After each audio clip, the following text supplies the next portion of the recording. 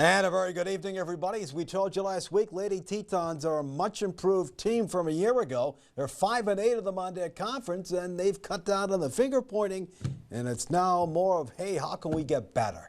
I think now just more communication and more focusing on trying to pick each other up and not so much like worrying about what's going wrong, just focusing on the good parts of it. And it's always a tough league. I mean, there's some very good softball players in this league. Yeah, like Dawson and Miles are great teams. They have great people on their team. They're definitely one of our competitors, and whenever we play them, we have a lot more energy because we know we want to beat them, and they're very big in our conference. So those are the games we really look forward to.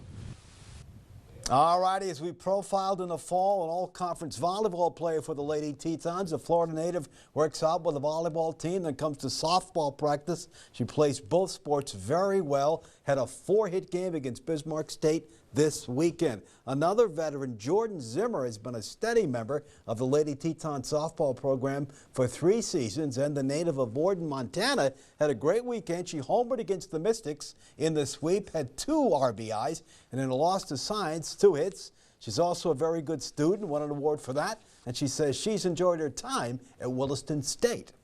For a long time, I mean, 3 years you've enjoyed playing here, right? Yes, I've loved Williston. Williston's great. The program's great.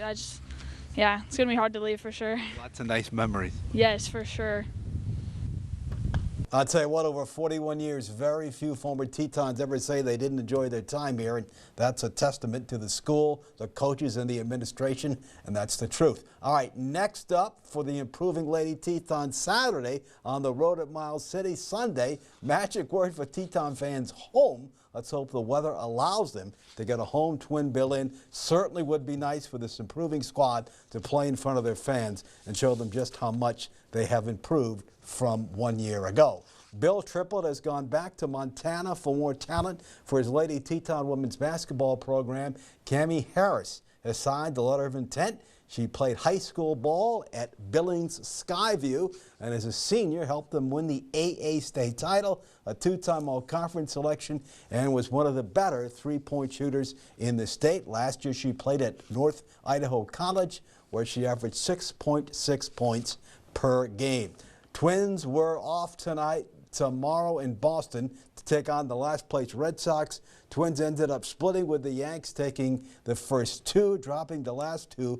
Pablo Lopez pitched very well yesterday, but was on the losing end of a pitching duel against the one great Garrett Cole. Final 2-zip, pitched a 2-hit shutout. Lopez, 6 frames, 7 hits, looked good early, but he gave up some problems, and of course he was traded for a guy who won a batting title and is currently hitting over 500 for the Marlins, Luis Arraez. The club is not commenting on the report by MLB.com, but they are working on a long-term contract for the newest member of the Twins pitching staff. I guess what they like what they see from old Pablo. All righty, the Minnesota Wild taking on the club that, well, they used to be. They used to be the Stars. They moved to Dallas back in '93, and they are trailing 2-1.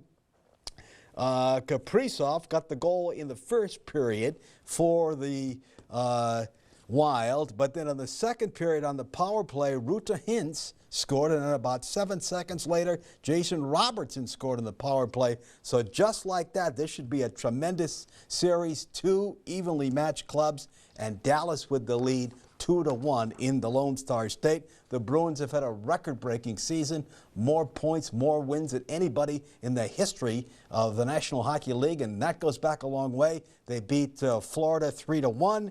Carolina beats the Islanders 2-1. Edmonton with the lead on Los Angeles 2-zip. That one in the second. NBA playoffs. Philly beats Brooklyn 96-84. So you know that's going to be a fine series. Golden State, your defending state champs, your defending world champs, I should say, they trail Sacramento 58-52.